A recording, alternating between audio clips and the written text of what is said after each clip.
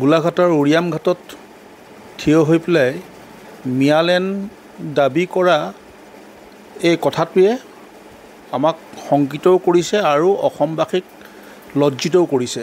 ইমান সাহস কৰিলে যে তেওঁলোকে উৰিয়াম ঘাটত থিয় হৈ মিয়ালেণ্ডৰ দাবী কৰিব পৰা হ'ল। ধুবুৰী গোৱালপাৰা উচ্ছেদত চকুপানীত টোকা অসমীয়াখিনি ক'বলৈ বিচাৰিছোঁ বা তেওঁলোকৰ হৈ পেলাই প্ৰতিবাদ কৰা অসমীয়াখিনি ক'বলৈ বিচাৰিছোঁ, যদি এই গতিত যদি তেওঁলোকৰ আগ্ৰাসন অব্যাহত থাকে তেতিয়াহ'লে আহি থকা 15 বছৰ বা 20 বছৰৰ পিছত এইসকল মিয়াই এদিন হাতে হাতে বন্দুক লৈ ইছলামিক ৰাষ্ট্ৰৰ দাবী কৰিব। সেইদিনাখন অসমীয়াই ক'ত পলাই হাৰিব?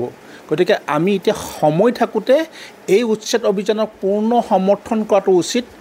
হিমন্ত বিশ্ব শৰ্মাদেৱৰ যি সাহসী পদক্ষেপ তাক আমি তাত সহযোগ কৰাটো উচিত আৰু চুকে কোণে য'তেই চৰকাৰী মাটি বনাঞ্চল বা জলাঞ্চল য'তেই দখল হৈছে বা এই মিয়াই দখল কৰিছে সেইবিলাক উচ্ছেদ কৰি তেওঁলোকক নিৰ্দিষ্ট এটা এলেকাত থোপ খুৱাই ৰখাৰ প্ৰয়োজনবোধ আছে বুলি মই ভাবোঁ। গতিকে সেইকাৰণে অসমবাসী ৰাইজক কৈছোঁ যে সময় থাকোঁতে সকলো সাৰ পাওক। আজি 30টা বছৰে কোনো এজন মুখ্যমন্ত্ৰীয়ে কৰিব নোৱাৰা সাহসী কাম হিমন্ত বিশ্ব শৰ্মাদেৱে কৰিছে। গতিকে আমি এই ক্ষেত্ৰত সহযোগ কৰাটো উচিত। এই সুযোগটো আলফাৰ হাততো আছিল, কিন্তু আলফাই নোৱাৰিলে দুখৰ কথা। আলফাই যদি এই ক্ষেত্ৰত যদি এক শক্তিশালী পদক্ষেপ ল'লেহেঁতেন তেতিয়াহ'লে অসমখন আজি সম্পূৰ্ণৰূপে বাংলাদেশী মুক্ত মিয়ামুক্ত হৈ পৰিলেহেঁতেন, কিন্তু সেইটো আলফাই সেই সুযোগ গ্ৰহণ নকৰিলে। যি কি নহওক এতিয়াও সময় আছে। আমি অসম চৰকাৰক আহ্বান জনাইছোঁ যে অধিক শক্তিশালী ৰূপত এই অভিযানবিলাক অব্যাহত ৰাখক।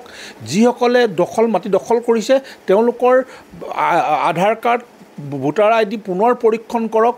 পৰীক্ষণ কৰি পেলাই সন্দেহ থকা লোকসকলক তৎকালীনভাৱে ভোটাৰ তালিকাৰ পৰা তেওঁলোকৰ নামসমূহ কৰ্তন কৰক আৰু কৰ্তন কৰি তেওঁলোকক ৱৰ্ক পাৰ্মিট দিয়া হওক। ৱৰ্ক পাৰ্মিটৰ যোগেদি তেওঁলোকে কাম কৰিব পাৰিব, কিন্তু ৰাজনৈতিক অধিকাৰ নাথাকিব, ভূমি ক্ৰয়ৰ অধিকাৰ নাথাকিব। গতিকে তেনেধৰণৰ ব্যৱস্থা ল'বলৈ আমি আহ্বান জনাইছোঁ। গতিকে সেইকাৰণে এই মিয়ালেণ্ডৰ যিটো দাবী, এইটো কোনোবা এজন যুৱকে দিয়া দাবী নহয়, এইটো তেওঁলোকৰ প্ৰত্যেকজন মিয়াৰ মনে মনে থকা এটা গোপন এটা তেওঁলোকৰ ৰণকৌশল। ইয়াৰ আগতেও এজন মৌলবীয়ে কৈছিল যে আমাক আজি উচ্ছেদ কৰিছে, আমি কাম কৰিম, টকা ঘটিম, কোটি কোটি টকা ঘটিম আৰু কোটি কোটি টকা দি পেলাই ম্যাদী মাটি কিনি আপোনালোকৰ হিমন্ত বিশ্ব শৰ্মাৰ কথা কৈছে আপোনাৰ ঘৰো কিনিম আৰু কিনি এদিন আপোনাক আমি বাহিৰলৈ খেদি দিম।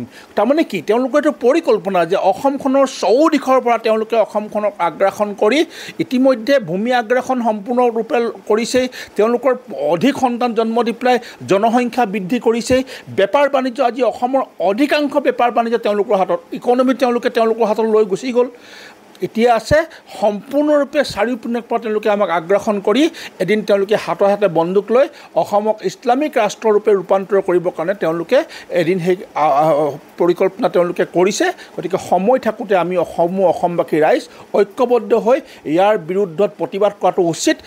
আৱেগে এটা জাতিক জীয়াই ৰাখিব নোৱাৰে। কাৰোবাৰ প্ৰতি দুখ লাগিলে আমি কেতিয়াও জীয়াই থাকিব নোৱাৰোঁ। সময় আহিছে এতিয়া, যদি তেওঁলোকে এই ধৰণৰ মন্তব্য দিবলৈ বিচাৰে তেতিয়াহ'লে অসমবাসী ৰাইজে এদিন ম্যানমাৰৰ বুদ্ধিষ্টসকলে ৰোহিংগিয়াৰ ক্ষেত্ৰত যি পদক্ষেপ লৈছিল তেনেধৰণৰ পদক্ষেপ এদিন অসমীয়াৰ ল'বলৈ বাধ্য হ'ব। গতিকে আমি সেইকাৰণে সেইধৰণে অসমীয়াক প্ৰস্তুত হ'বৰ কাৰণে আহ্বান জনাইছোঁ। আপুনি বিচৰা বাতৰি পাব কেৱল নিউজ 18 এপত। নিউজ 18 এপ ডাউনলোড কৰিবলৈ স্কেন কৰক এই QR কোড। গুগল প্লে ষ্টৰতো পাব এই নিউজ 18 এপ।